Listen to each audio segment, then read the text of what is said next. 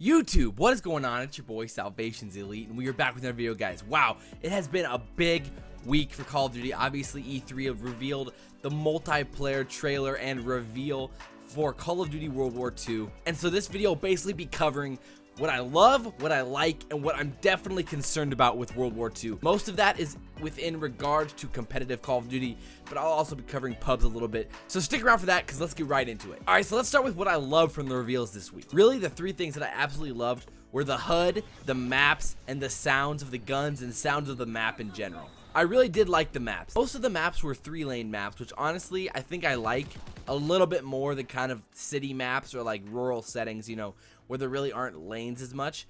But nonetheless, I think they're going to play really well when in regards to competitive. We only saw, what, 2 or 3 of them in all the gameplay this week. But I definitely think they're going to work pretty well for competitive, which obviously we're all looking forward to. The next thing I really liked was the HUD, because I thought it brought an awesome old school feel to a new game.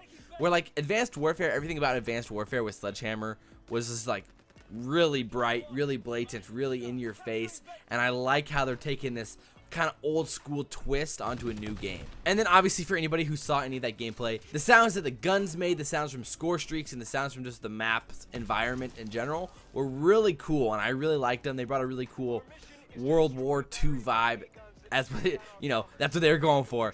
But it brought a really great vibe to the maps, and I really enjoyed it. Alright, so the next thing, I guess, what we'll move on to next is what I liked. Didn't love, but what I liked. So those three things were the guns, the score streaks, and the time to kill. I thought the guns all were pretty good. They looked good. Like I said, I really did like the sounds of them, but I'm definitely a little worried about how they're all gonna play together and how the guns are gonna work with all of the new divisions. So I mean, it's kind of iffy for me, so that's why it's in the light category. The next things were the score streaks. They put an interesting twist onto some of the score streaks, like the lightning strike. You actually hopped into it for a second, you know, and stuff like that. So I kind of liked how they were doing that with the score streak. I'm looking forward to seeing more of that in the future, you know. And of course, the final thing that I liked was the time to kill. It seemed like it was relatively fast, but not too fast. Infinite Warfare's time to kill was obviously way too fast. You had no chance to respond to any type of gunfight if you were shot at from behind. In this game, it seemed like it was a little bit slower than Infinite Warfare, but definitely faster than Black Ops 3. So like, I think we'll all be fine with that. It didn't look like a big deal. Okay, so now we have got to talk about the things that I'm definitely concerned with, especially in regards to competitive Call of Duty, because there's going to be some things that are obviously a little iffy, and I don't know how it's going to work. So the first thing is the perks and kind of the customization system, especially in regards to competitive Call of Duty, because what we found out is that there is no official dead silence. There's like a phantom perk. It's not even a perk, but like you can apply it to all of the different divisions, and the phantom makes you quieter, but it didn't say that it made you silent. So like when it comes to search and destroy, how will that work? I don't know. They haven't even confirmed whether or not search and destroy would be in competitive Call of Duty at this point. Who knows?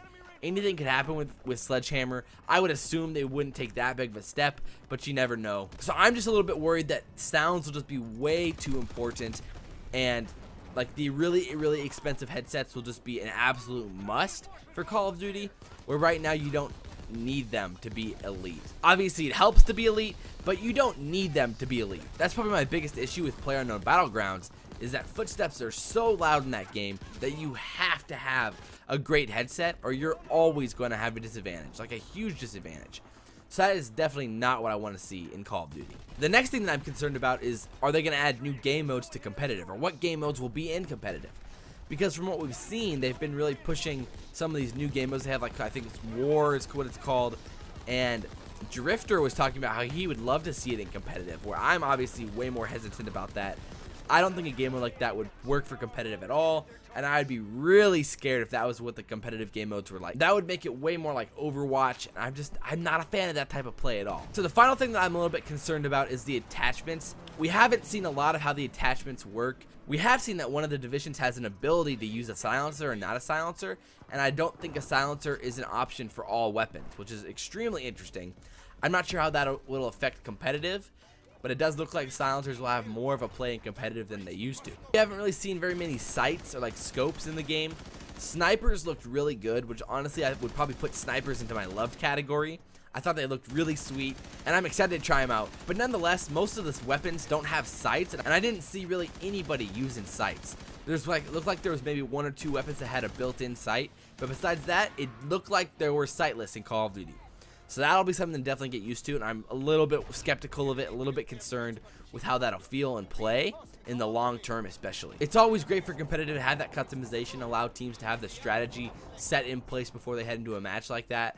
I'm sure they'll have different options to have different types of customability and variables inside of the game, but it's going to be a weird switch up for sure for Call of Duty to not have the pick 10 system like it always has. And then obviously my final concern would be that some of the classes are way overpowered.